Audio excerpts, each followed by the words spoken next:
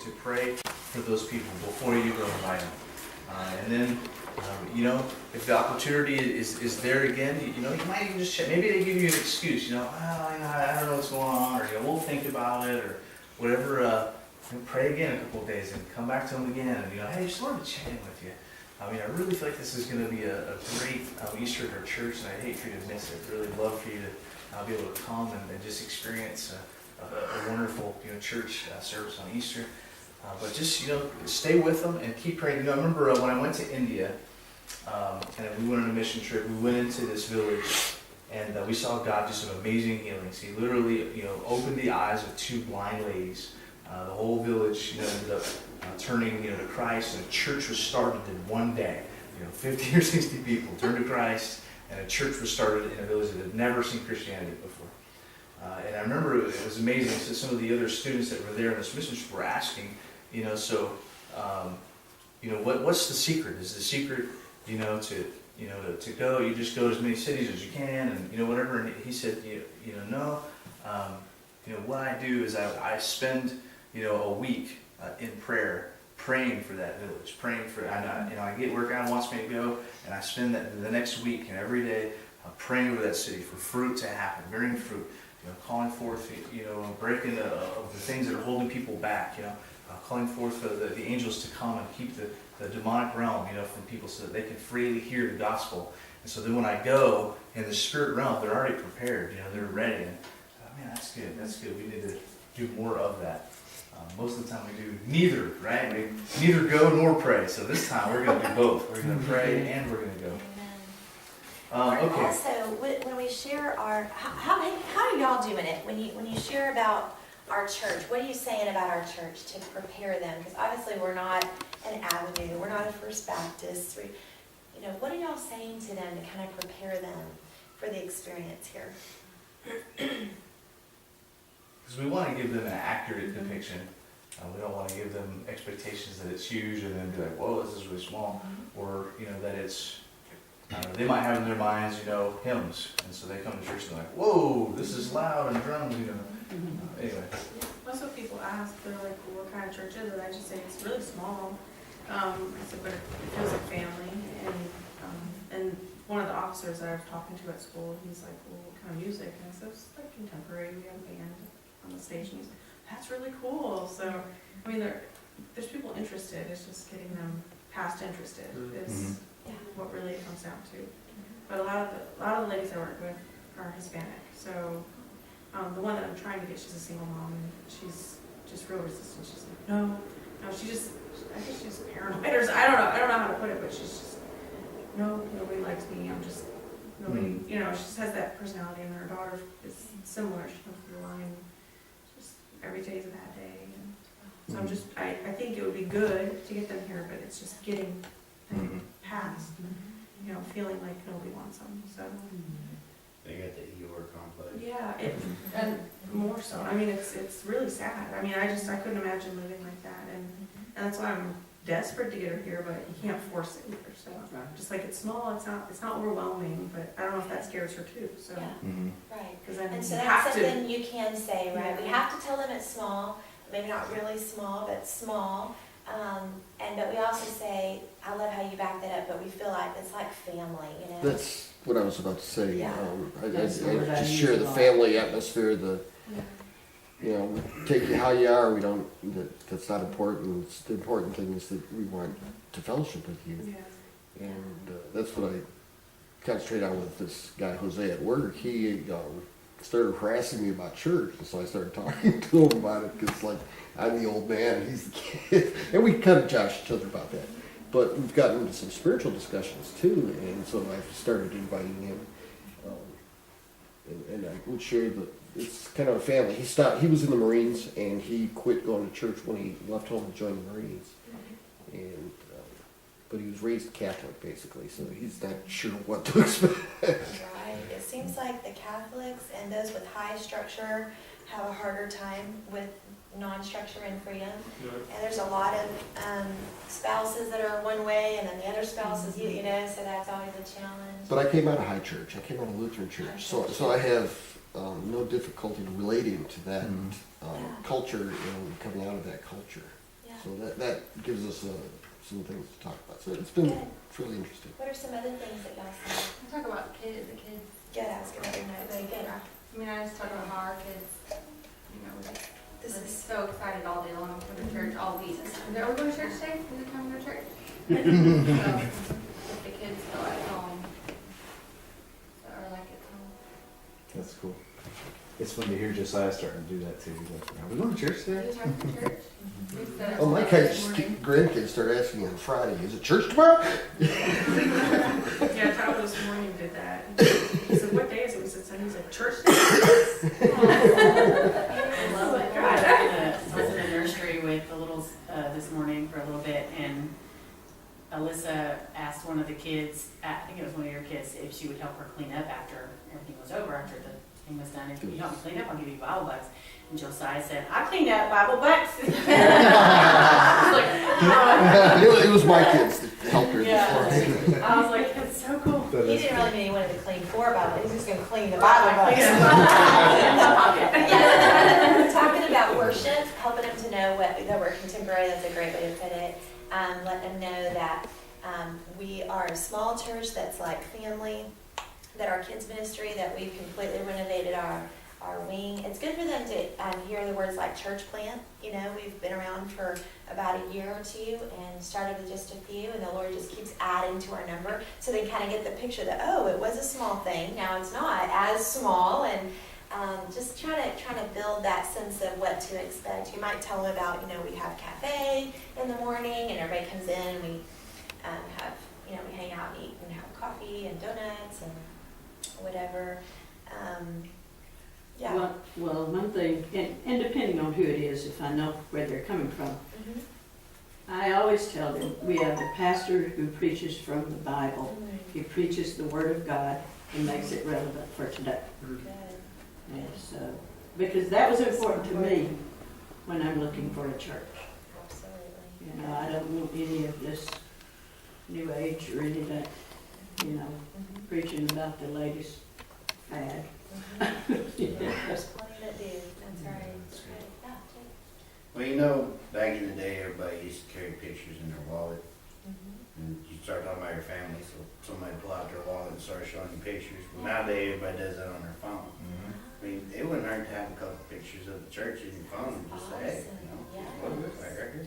Absolutely. And if you don't, it'd be good to have those, right? But you could always send them, hey, let me text you the website, or let me send you the Facebook page. Yeah, that's a great idea.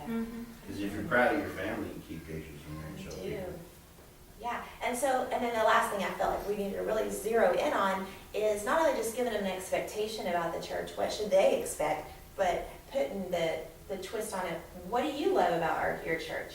You know, we have that I love my church t-shirt. You know, what is it about the church that you connect with, that you could kind of put that final, and the reason I love our church is your, Oh, because we went to Denny's and we were wearing I love my church shirts. Yeah. And the waitress came over and asked us, well, you guys love your church, where's the church at? So we explained where it was, we're a small church plant, we'd love to have you there someday on a Sunday when you had the day off. She's like, you know what, I'm gonna think about that. good.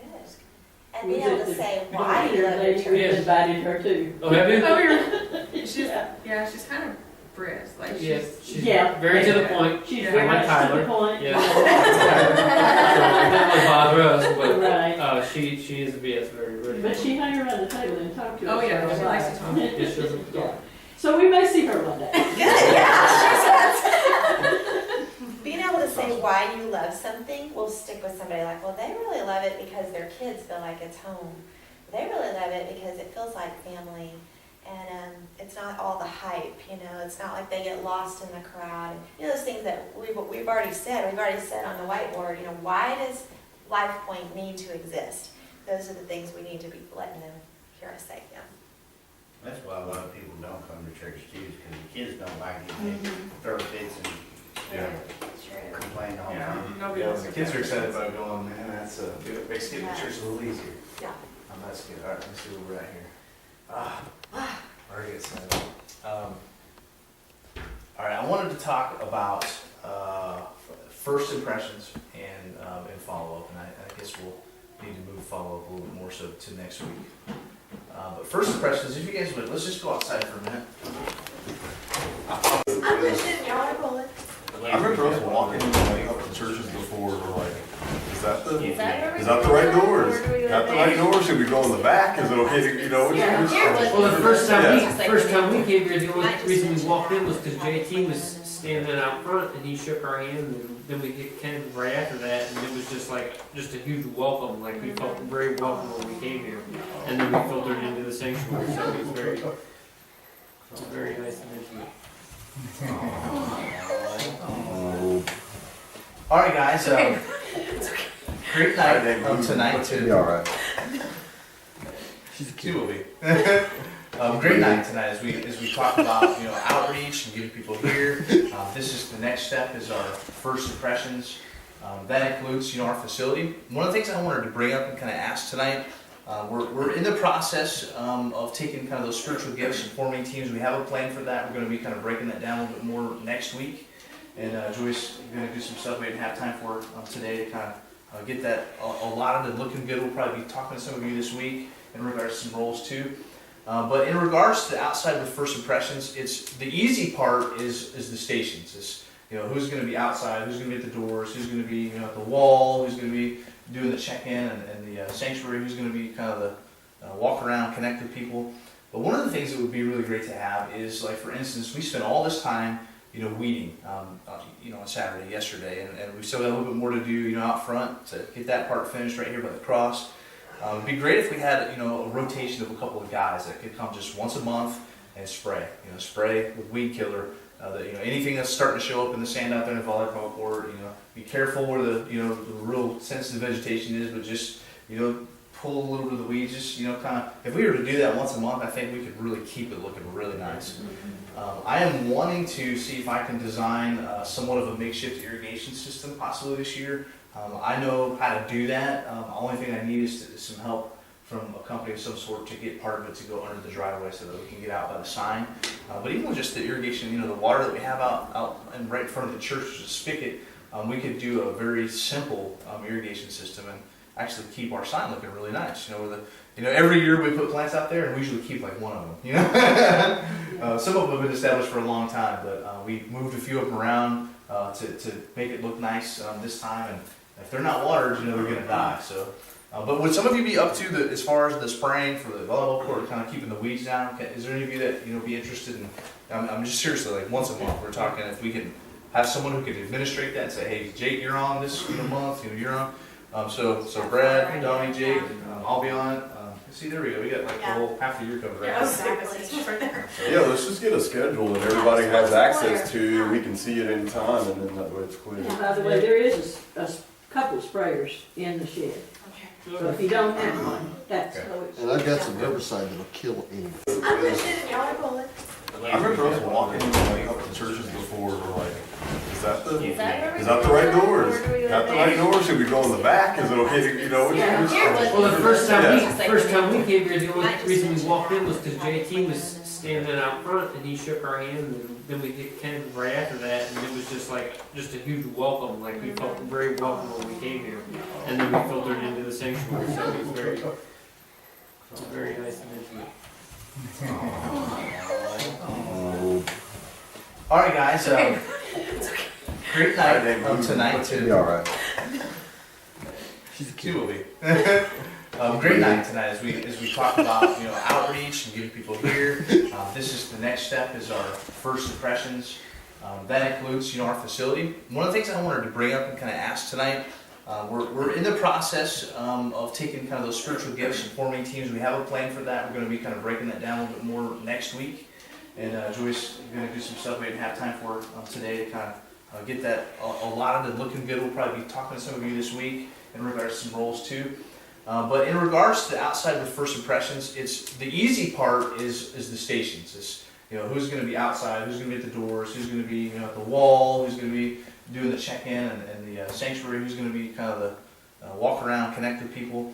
But one of the things that would be really great to have is, like for instance, we spent all this time weeding, on Saturday, yesterday, and we still got a little bit more to do, out front to get that part finished right here by the cross. It'd be great if we had, a rotation of a couple of guys that could come just once a month and spray, spray with weed killer. Anything that's starting to show up in the sand out there in the volleyball court, be careful where the real sensitive vegetation is, but just, pull a little bit of the weeds, just, kind of, if we were to do that once a month, I think we could really keep it looking really nice. I am wanting to see if I can design somewhat of a makeshift irrigation system possibly this year. I know how to do that. The only thing I need is some help from a company of some sort to get part of it to go under the driveway so that we can get out by the sign. But even with just the irrigation, the water that we have out and right in front of the church, the spigot, we could do a very simple irrigation system and actually keep our sign looking really nice.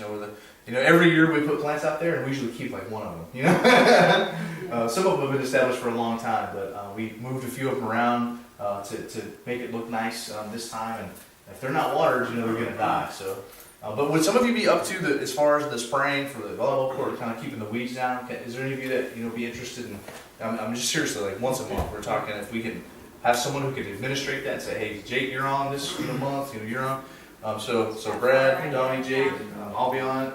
See, there we go. We got like the whole half the year covered right now. Exactly. Yeah, let's just get a schedule that everybody has access to, we can see it anytime, and then that way it's clear. And by the way, there is a couple of sprayers in the shed. So if you don't have one, that's. Okay. And I've got some herbicide that'll kill anything.